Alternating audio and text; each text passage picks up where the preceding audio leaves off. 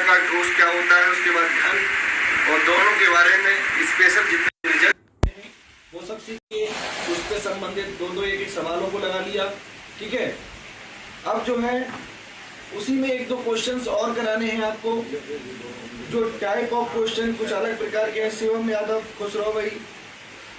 अवनीश नमस्ते, शिवम यादव, चलिए ठीक है ना। तो उसी में कुछ एक दो टाइप के और क्वेश्चन हैं, वो देख लेते हैं। उसके बाद जो है नया कॉन्सेप्ट शुरू करते हैं, ठीक है। एक आयताकार ठोस का विकर्ण 18 सेंटीमीटर और बेटा संपूर्ण पृष्ठ 552 सेंटीमीटर है। तो कह रहा है इसके तीनों कोरों का योगफल ज्ञात कीजिए। बेटा सबसे पहले मुझे ये बताओ, आयताकार ठोस का विकर्ण की लंबाई आपको हमने क्या बताई थी, बताओ बच्चों। विकर्ण की लंबाई का फार्मूला बताया था हमने आपको, √a² + b² + c² बराबर, ध्यान से देखो, ठोस का विकर्ण कितना दिया गया, 18 सेंटीमीटर। तो बेटा ये 18 सेंटीमीटर है। अगर हम वर्ग कर दें तो बेटा a² b² c², 18 का वर्ग कितना होता है, 324। 18 का वर्ग कितना होता है, 324। ये समीकरण नंबर 1 हो गया, ठीक है। आगे बढ़ते हैं, संपूर्ण पृष्ठ। बेटा कल क्लास में आयताकार ठोस का संपूर्ण पृष्ठ बताया था, क्या होता था। संपूर्ण पृष्ठ की अगर बात करें प्यारे बच्चों, संपूर्ण पृष्ठ की बात करें तो फार्मूला क्या होता था बेटा, 2 times of AB + BC + AC बराबर कितना हो जाएगा, 552। ये बच्चों हो गया संपूर्ण पृष्ठ। अब एक चीज बताओ मुझे, आपके पास a² + b² + c² भी है, 2 times of AB + BC + AC है। आगे क्या कर रहा है, इसके तीनों कोरों का योगफल ज्ञात करो। इसके तीनों कोरों मतलब तीनों भुजाओं का लंबाई, चौड़ाई और ऊंचाई का योगफल, मतलब बेटा a + b + c का मान ज्ञात करना है। अब बताओ तुम्हें इससे कैसे ज्ञात करोगे। इसको ज्ञात करने के लिए आपको a² b² c², 2 times of AB BC CA, इसका मतलब क्या है, a + b + c का होल स्क्वायर क्या होता है। अगर हम आपसे कहें कि a + b + c का होल स्क्वायर क्या होता है, तो बच्चा क्या होता है, a² b² c² + 2 times of AB BC + AC, ये होता है। अब बच्चों ध्यान देना, a² b² c² का मान कितना होता है, 324 है। तो इसकी जगह बच्चा 324 लिखेंगे, और plus 2 times of AB BC AC का मान कितना है, 552। इसको जोड़ लेते हैं, 4 2 6, 5 2 7 और 5 3 8, 876 आ गया। अब बच्चों वर्गमूल लोगे, अगर वर्गमूल लोगे तो a + b + c बराबर √876। तो तीनों भुजाओं का योग कितना आ गया। इसको बच्चों अगर ऑप्शन में अगर रूट में आंसर नहीं है, डिजिट में है, नॉर्मल में, तो बच्चों ध्यान देना, तो हम लोग वहां पर जो ऑप्शन होगा उसका वर्ग करके देख लेंगे कि वो वर्ग किसका है, 876। तो बच्चों ऑप्शन में कहीं ना कहीं 29.6 लिखा होगा। 29.6 का वर्ग जो होता है 876, कितना होता है, 876। तो बच्चों तीनों कोरों का योगफल कितना आ गया, 876। क्लियर, बताइए कोई दिक्कत। हाँ जी, तो सबसे पहले हमने क्या किया, सबसे पहले बेटा हमने किया विकर्ण की लंबाई जो आपको 18 दी गई। नंबर 2, सेकंड हमने क्या किया बच्चा, सेकंड संपूर्ण पृष्ठ का फार्मूला लगा दिया और संपूर्ण पृष्ठ आपको 552 दिया गया, ठीक है। नंबर 3 हमें पता है a प्लस बी प्लस सी का होल स्क्वायर क्या होता है, बस इन मानों को रख दिया, सॉल्व कर दिया। ठीक है, चलिए नोट करो, नोट करो।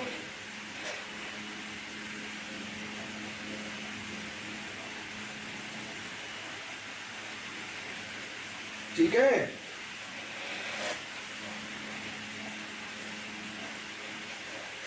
चलिए बच्चों नोट कर लो जल्दी से। गुड,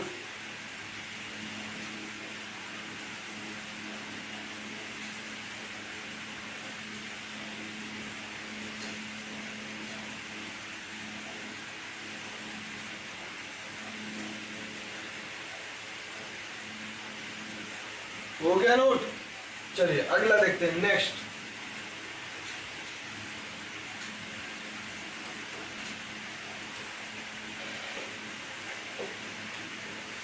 अगला क्वेश्चन देखिए, एक आयताकार ठोस का संपूर्ण पृष्ठ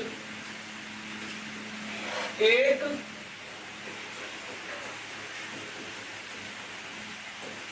आयताकार ठोस का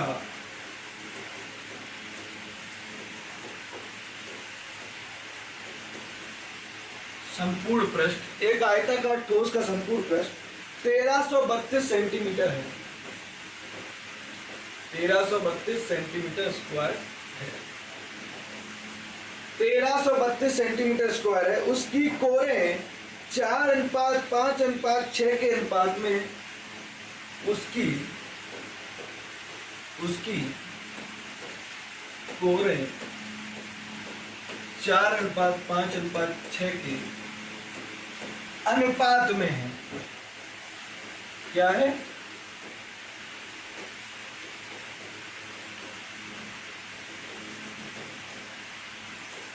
अनुपात में है। तो उनका मान ज्ञात कीजिए, तो कोरों का मान ज्ञात कीजिए।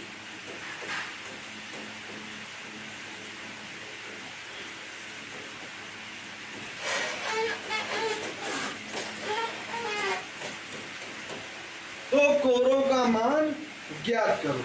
चलिए आपके सामने क्वेश्चन है बच्चों, सभी बच्चे इसका आंसर दें। अजी सभी बच्चे इसका आंसर करो।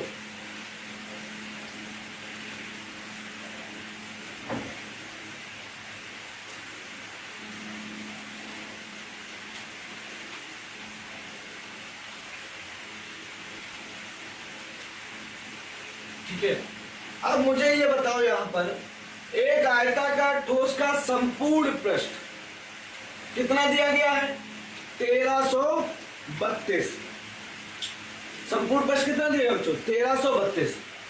और उनकी कोरों का अनुपात 4:5:6 है। तो कोरों का मान ज्ञात कीजिए बच्चों। माना कोरों की लंबाई, मतलब भुजाओं की लंबाई, कोरों की लंबाई कितनी बच्चों? 4:5:6 का अनुपात है। तो लंबाई कितनी हो जाएगी? 4x, 5x और 6x हो जाएगी। भाई अनुपात दिया गया है, उसी अनुपात में अगर कोई लंबाई x है तो उस अनुपात में कितनी हो जाएगी? 4x, 5x और 6x। इतनी बात क्लियर? आप बच्चों ध्यान रखें, संपूर्ण पृष्ठ बेटा आप जानते हो संपूर्ण पृष्ठ क्या होता है? 2 times of AB plus BC plus AC। बच्चों ये A का मान, ये B का मान और ये C का मान है। ठीक है ना बेटा? A, B और C का मान हमारे पास दिया गया है। शिवम यादव क्या दिक्कत हुई? प्लीज रिप्लाई कह रहे हैं शिवम यादव, क्या पूछ रहे हैं आप? किस बात का रिप्लाई करें बताओ?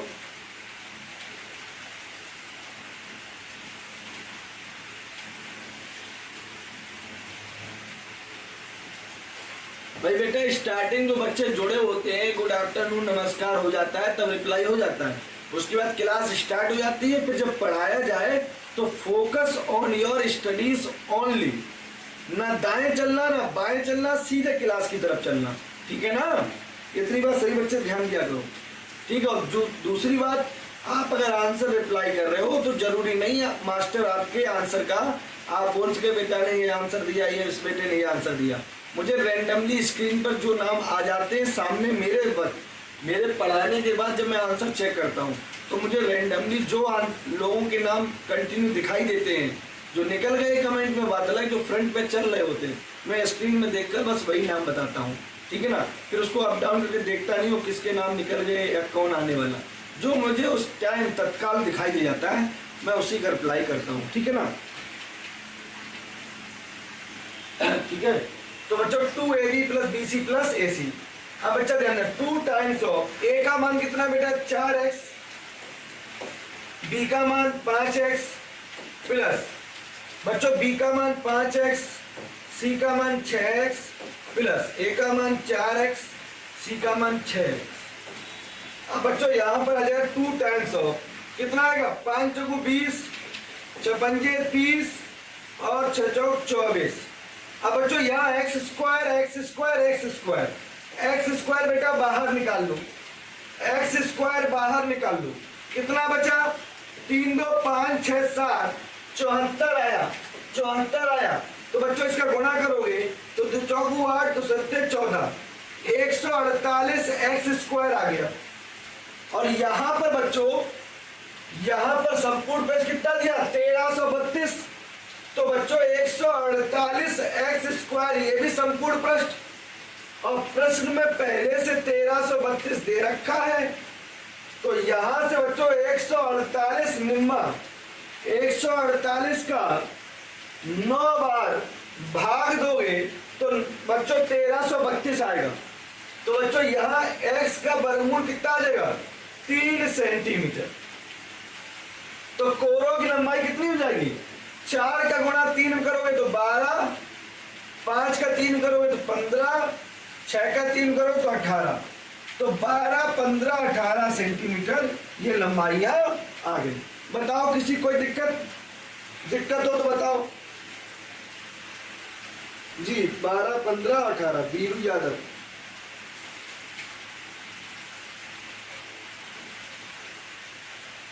शिवम मौर्य, अंकित, अनमोल,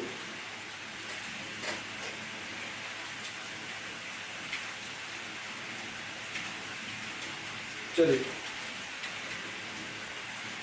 अभी बच्चे क्लास चल रही है, ये भी सवाल ही लग रहे हैं, पहले इनको लगा लो बेटा। आपका कोर्स भी हमें टाइम पे कवर कराना है, ठीक है ना, कोर्स भी टाइम पे कवर कराना है, समझे भाई, पूरा काम तो करा दें, नहीं पता चला तुम्हारा कोर्स ही अधूरा रह जाए, पूरा कोर्स भी तो कराना होता है। हर शर्मा चलिए बहुत बढ़िया। बताओ किसी को कोई दिक्कत इस सवाल में, बताओ इस सवाल में किसी बच्चे को कोई दिक्कत है?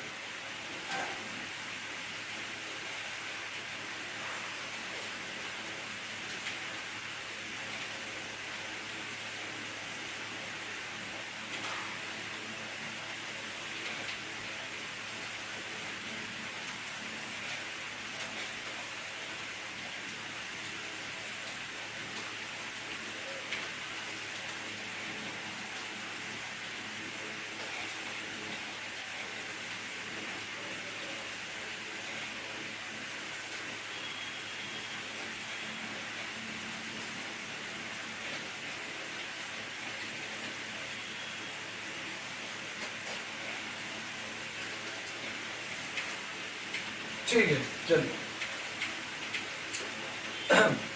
अब बच्चों यहां से हेडिंग डालो, अगला चैप्टर बेलन। आपका आयताकार ठोस और घन हो गया, अगला चैप्टर डालो बेलन। क्या डालना है? बेलन। सिलेंडर किस तरह का होता है बच्चों? बेलन का आकार कुछ इस प्रकार से होता है, एक ऊपर सर्कल होगा, एक बॉटम में सर्कल होगा, और ये h ऊंचाई होगी और r त्रिज्या होगी, और बच्चों ध्यान दें, वृत्त का क्षेत्रफल क्या होता है? वृत्त का क्षेत्रफल क्या होता है? वृत्त का क्षेत्रफल होता है पाई आर स्क्वायर। क्या होता है बच्चों? आई पाई आर स्क्वायर। और बच्चों अगर ये कहा जाए सिरे का क्षेत्रफल, बेलन में सिरे का क्षेत्रफल, सिरे का क्षेत्रफल, सिरा मतलब शीर्ष, और शीर्ष बच्चों कैसा होता है? वृत्त। तो इसका मतलब क्या? वृत्त का क्षेत्रफल। सिरे का क्षेत्रफल जो होता है वो वृत्त का क्षेत्रफल के बराबर होता है और इसको बोलते हैं पाई आर स्क्वायर। और बच्चों ये कहा जाए सिरों का क्षेत्रफल, सिरों का क्षेत्रफल, बेटा सिरों का क्षेत्रफल, सिरों का क्षेत्रफल का मतलब ये होता है एक सिरा ये, एक सिरा ये, इसका पाई आर स्क्वायर, इसका पाई आर स्क्वायर, और दोनों को ऐड करो कितना आएगा बच्चा? 2 पाई आर स्क्वायर। तो सिरों का क्षेत्रफल का मतलब होता है दोनों सिरों का क्षेत्रफल। क्या बेटा? दोनों सिरों का क्षेत्रफल। क्या मैंने बताया? दोनों सिरों का क्षेत्रफल कितना हो जाएगा? 2 pi R square, 2 pi R square. इतनी बात क्लियर?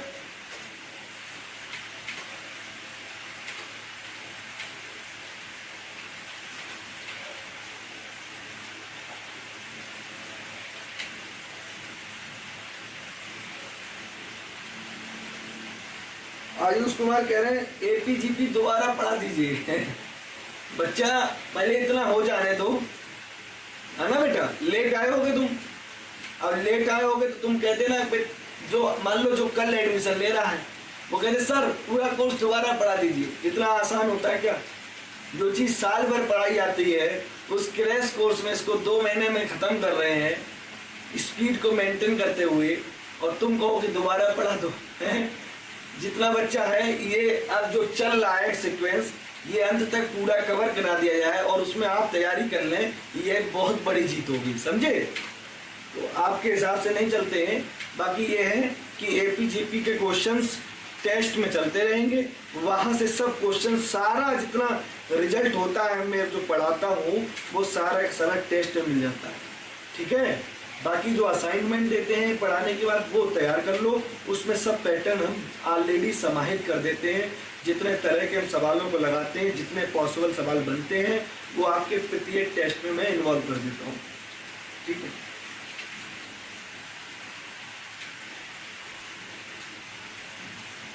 चलिए अच्छा रिवाइज करा दीजिए बेटा। ये आगे नहीं पढ़ोगे, बेलन शंख गोला, है ना? ये नहीं पढ़ोगे, ये भी तो पढ़ना है।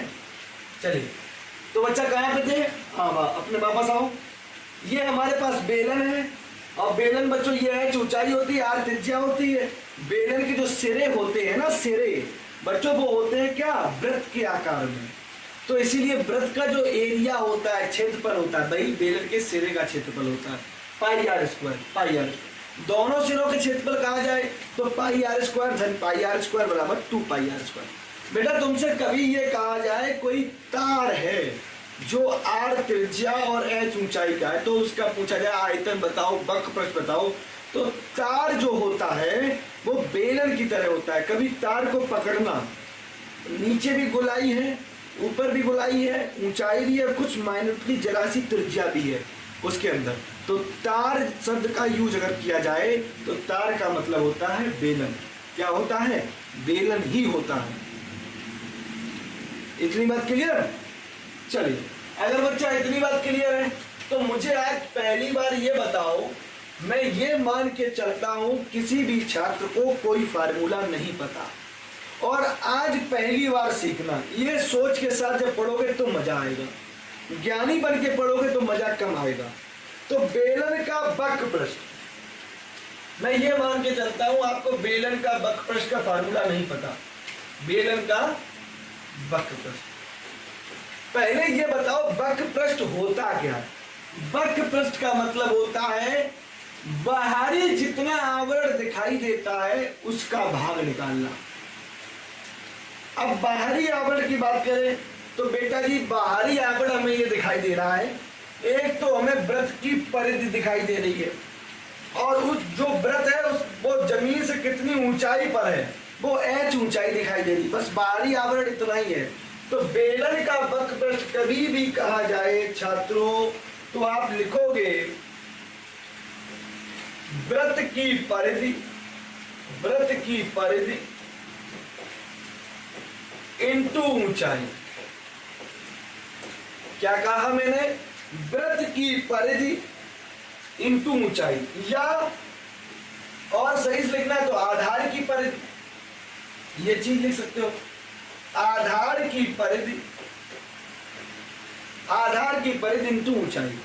तो आज समझ जाना, जब सवालों में दिया जाता है कभी कभी आधार की परिधि इतनी है, ऊंचाई इतनी है, बताइए बेलन का वक्रपृष्ठ, तो आधार की परिधि से बच्चों त्रिज्या निकल आती है।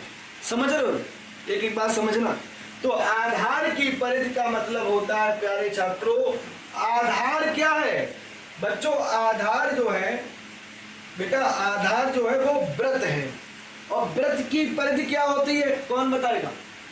वृत्त की परिधि, वृत्त की परिधि, वृत्त की परिधि की बात करें तो वृत्त की परिधि होती है 2 पाई आर। क्या होती है? 2 पाई आर। तो आधार क्या है? वृत्त है, तो इसकी परिधि कितनी जाएगी बच्चों? 2 पाई आर इंटू ऊंचाई h, और दिस इज द, यही बच्चों बेलन का वक्रपृष्ठ है। अब भूलना मत, कंफ्यूज मत होना, इन फार्मूला में आप लोग कंफ्यूज होते। बेलन का वक्रपृष्ठ अब क्या है? तो कहना सर ने बताया था कि आधार की परिधि और ऊंचाई, जो बाहरी एरिया दिखता है वो काउंट किया जाता है। तो आधार की परिधि होती है 2 पाई आर, ऊंचाई होती है h, तो बेलन का वक्रपृष्ठ क्या हो गया? 2 पाई आर h। जी हाँ, क्लियर?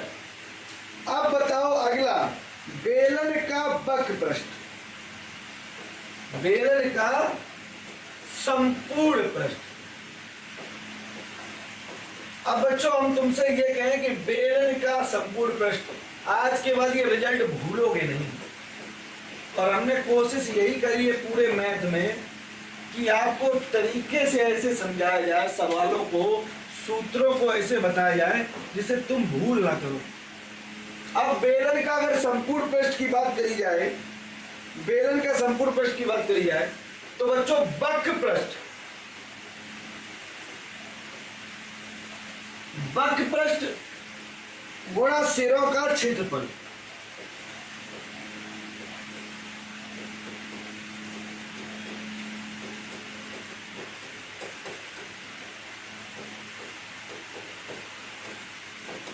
बेटा संपूर्ण पृष्ठ का क्या होता है? वक्रपृष्ठ जब पूछ रहे थे तो वक्रपृष्ठ में क्या होता है? जो आधार की परिधि और ऊंचाई। अब जब संपूर्ण पृष्ठ की बात करेंगे, इसका मतलब आधार की परिधि, शीर्ष की परिधि और उसके बाद ऊंचाई। समझ रहे हो मेरी बात? आधार की परिधि, शीर्ष की परिधि और फिर ऊंचाई, इसका मतलब क्या हो गया? संपूर्ण पृष्ठ। क्या हो गया? संपूर्ण पृष्ठ। तो बच्चा क्या होगा? वक्रपृष्ठ इंटू सिरों का क्षेत्रफल। और वक्रपृष्ठ क्या होगा बच्चा? अभी वक्रपृष्ठ का तो फार्मूला पता होगा, 2 pi R H, 2 pi are.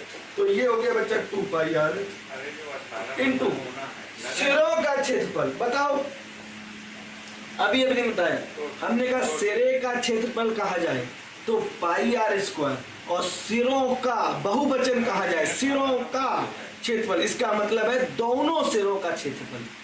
दोनों सिरों मतलब हो गया पाई आर स्क्वायर धन पाई आर स्क्वायर बराबर 2 पाई आर स्क्वायर।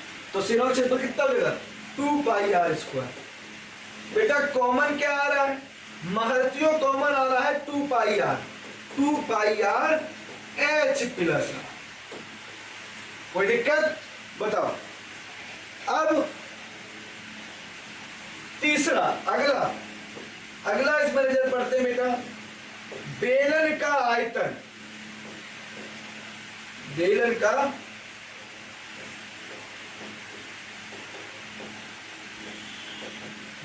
आयतन। बेटा बेलन का आयतन क्या होगा बताओ, कौन बताएगा? बेलन का आयतन बच्चों, बेलन का आयतन, आयतन के लिए हमने कल क्या करना?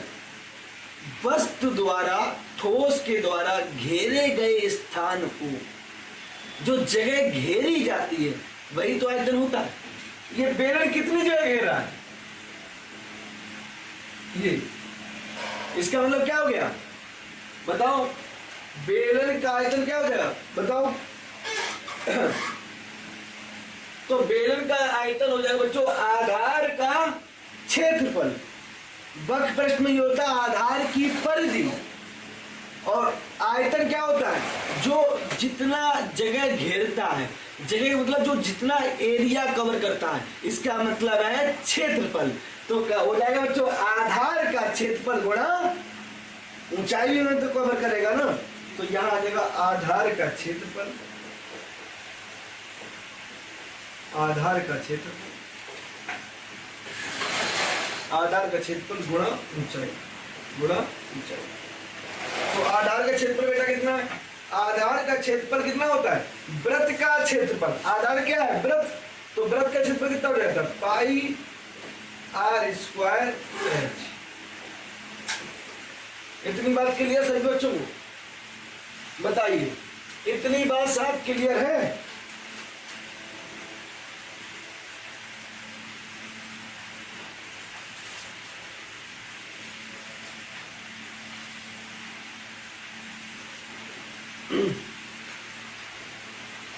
अब बच्चों अगर इतनी बात क्लियर है तो एक पॉइंट और लिखाते, समझा देते, फिर लिखाने का मौका देते। चलो उत्तर लिख लो पहले, इतना लिखो, पहले लिख लो, नोट हो जाए तो बताना, इतना नोट करो पहले, इतना नोट कर लो फिर कमेंट करो अगर नोट हो जाए।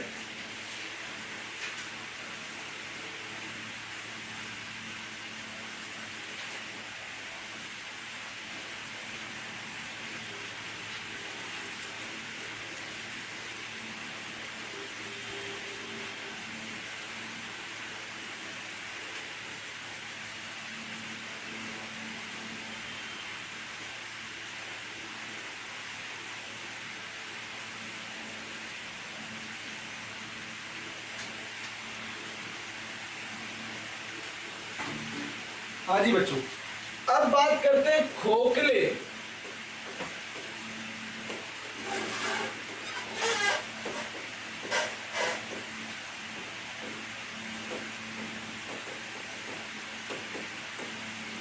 बच्चों जब खोखले बेलन की बात करेंगे तो उसमें त्रिज्याएं R1 और R2 हो जाती हैं। जब बच्चों खोखला बेलन होगा, जब अंदर खाली खाली होगा, तो बच्चों एक आउटर लेयर होती है, एक इंटरनल लेयर होती है।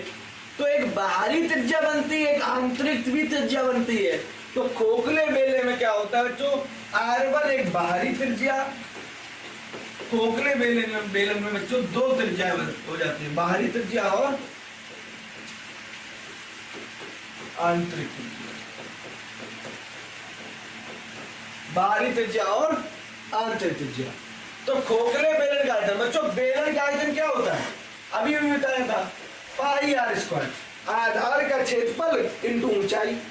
तो खोखले बेलन का क्या हो जाएगा, खोखले बेलन में त्रिज्याएं दो हो गई, एक R1 हो गई और एक बेटा R2 हो गई।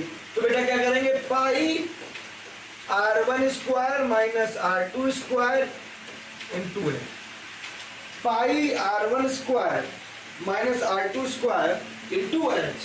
ठीक है ना, इतनी बात क्लियर। ये हो गया खोखले बेलन का आयतन। अब खोखले बेलन का आयतन हो गया। अब हम बात करते हैं खोखले बेलन का वक्र पृष्ठ। खोखले बेलन का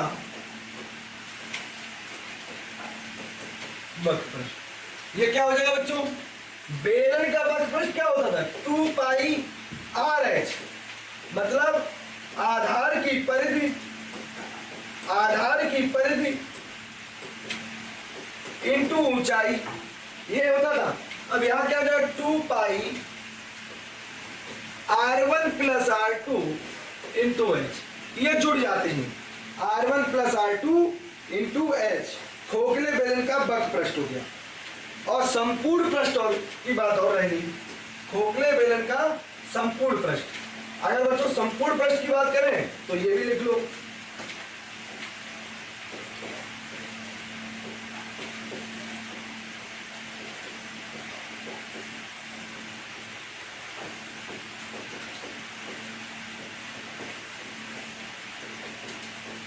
संपूर्ण पृष्ठ।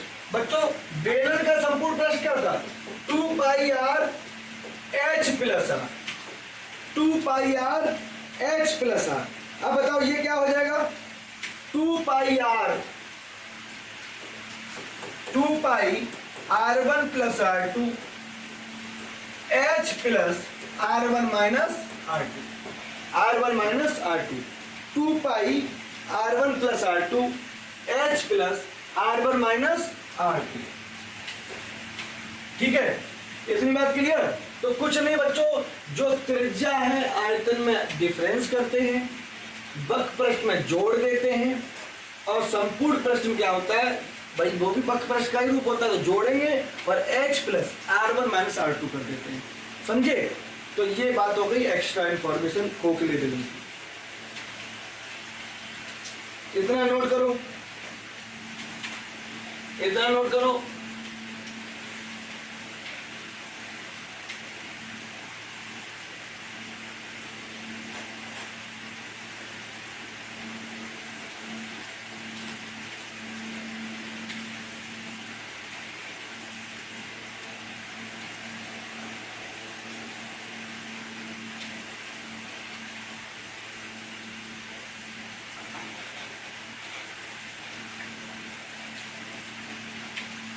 इतना नोट कर लो बच्चों, ये तीनों के तीनों पॉइंट नोट कर लीजिए।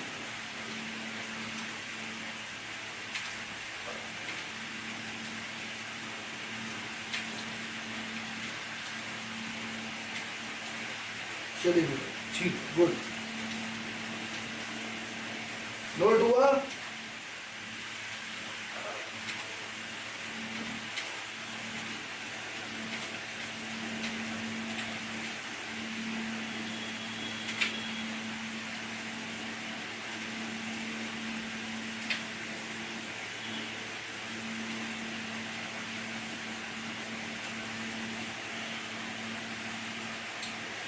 नोट हो जाए तो कमेंट कर दो, नोट हो जाए तो कमेंट करो एक बार जल्दी से, फास्ट।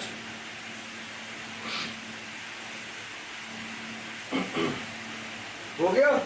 चलिए, रिया गुप्ता, ठीक बेटा।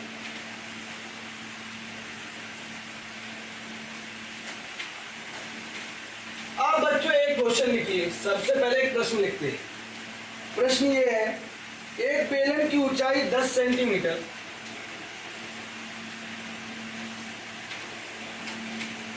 एक बेलन की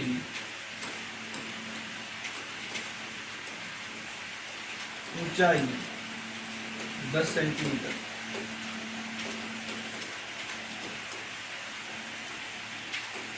आधार की त्रिज्या, आधार की त्रिज्या 7 सेंटीमीटर, तो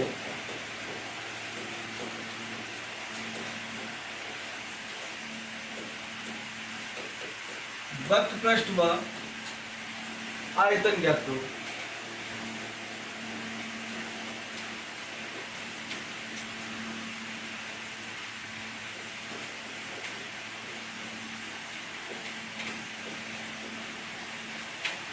तो उसका वक्र पृष्ठ व आयतन ज्ञात करो।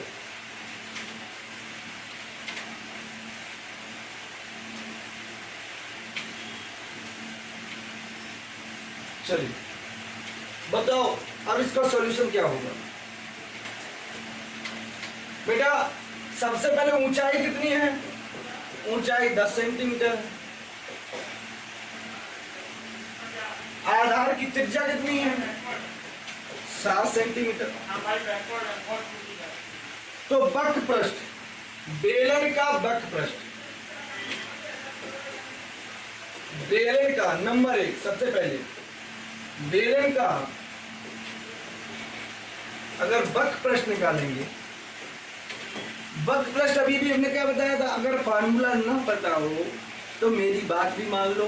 क्या होता है वक्र पृष्ठ? आधार की परिधि गुणा ऊंचाई। आधार की परिधि इस तरह से याद करो तब तैयार हो जाएगा। आधार की परिधि इंटू एच ऊंचाई। आधार की परिधि क्या होती है? वृत्त की परिधि। वृत्त की परिधि कितनी होती है बेटा? 2 पाई आर इंटू ऊंचाई। अब 2 इंटू पाई का मान होता है 22/7। पाई का मान 22/7 या 3.14।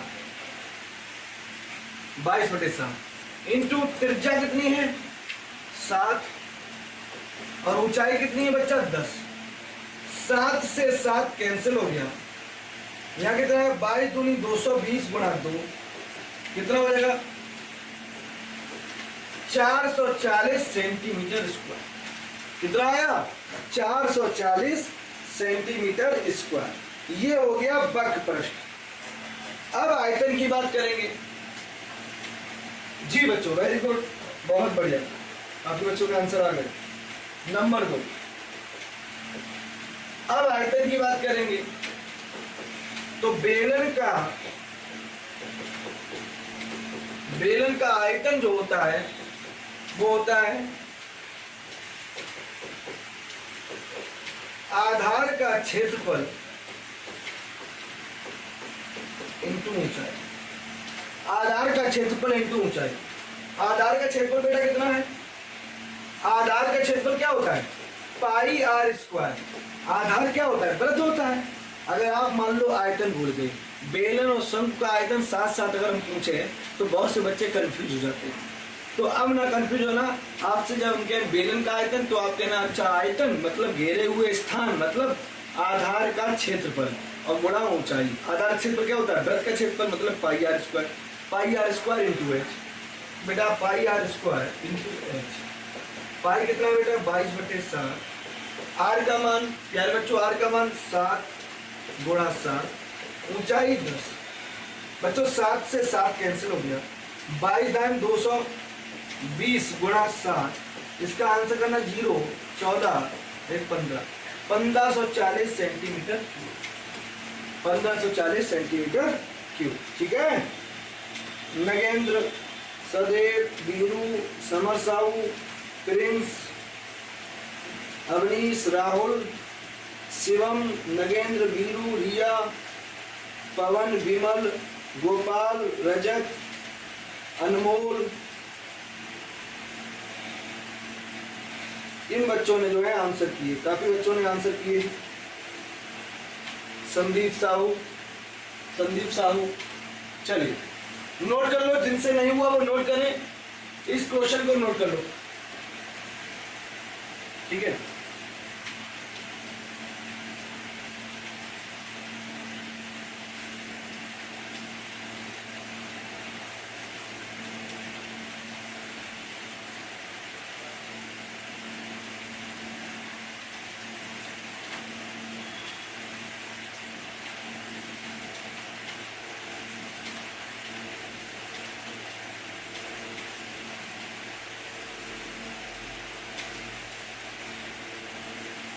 ठीक है। आयुष कुमार, विमल, संजीव, प्रीति, सदैव, गोपाल,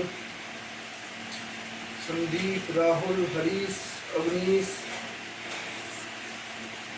नगेंद्र क्या कह रहे हैं बेटा? नगेंद्र का अच्छा देखते हैं बेटा, एक सेकंड।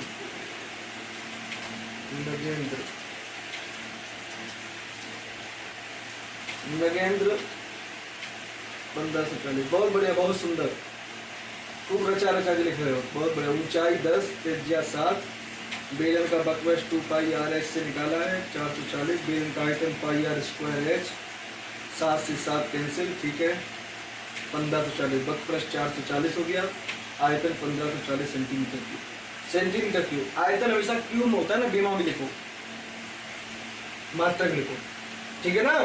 चलिए बहुत बढ़िया, बहुत सुंदर। ठीक है, तो समझ में आ गया सभी को? बताओ, कमेंट करो एक बार। चलिए नोट हो गया? हाजी नोट हो गया बच्चों?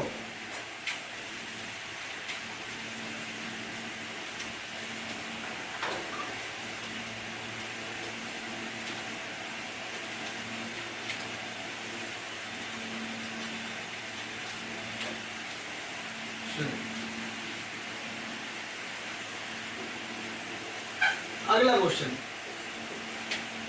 एक लंबवृत्तीय बेलन का आयतन व बक पृष्ठ ज्ञात करो।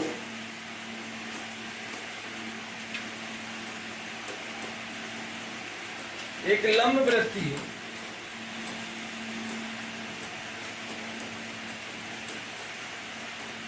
बेलन का आयतन व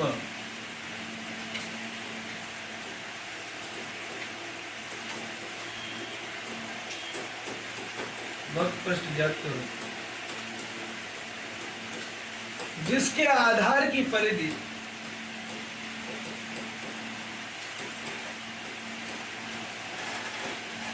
जिसके आधार की परिधि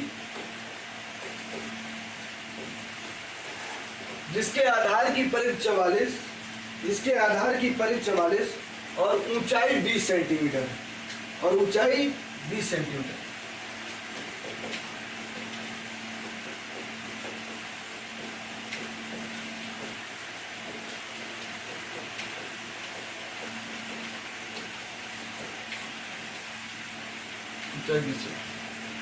बताइए, एक लंबवृत्तीय बेलन का आयतन, वॉल्यूम और वक्र पृष्ठ ज्ञात करो, जिसके आधार की परिधि 44 सेंटीमीटर है और ऊंचाई 20 सेंटीमीटर है।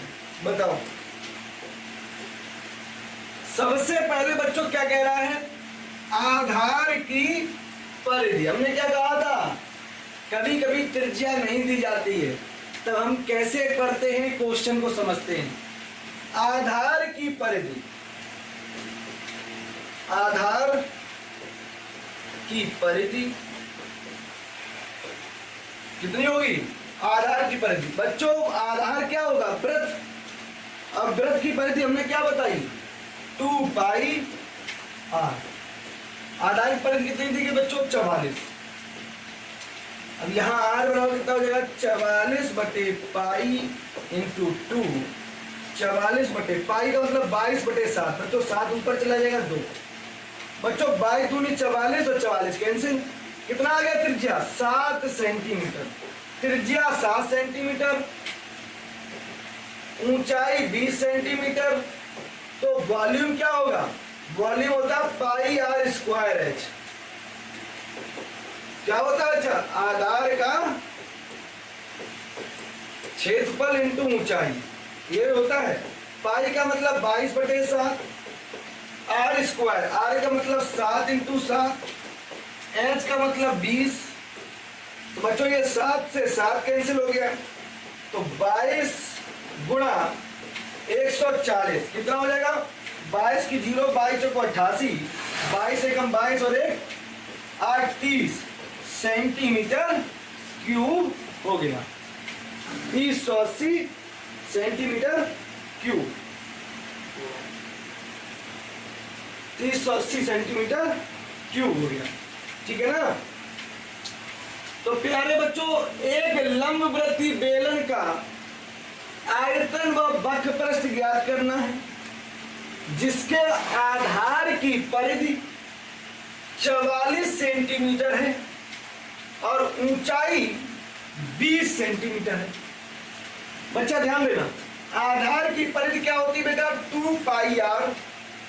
2 पाई आर बराबर 44, तो आर बराबर हो जाएगा 44 बटे पाई इंटू 2। पाई का मान 22 बटे 7। 7 कहाँ चला जाएगा? ऊपर। भाई 22 बटे 7 नीचे लिखे तो 7 कहाँ चला जाएगा? ऊपर। 22 दूनी 44 और 44 कैंसिल। त्रिज्या आ गई 7 सेंटीमीटर और ऊंचाई बेटा कितनी? 20 सेंटीमीटर।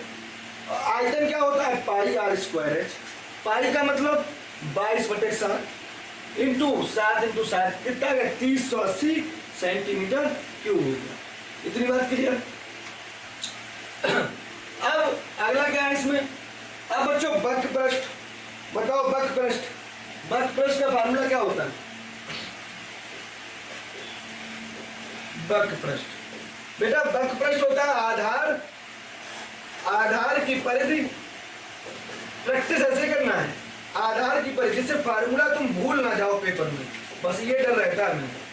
आधार की परिधि कितनी हो जाएगा बच्चों, 2 पाई r इंटू एच, 2 पाई r इंटू एच।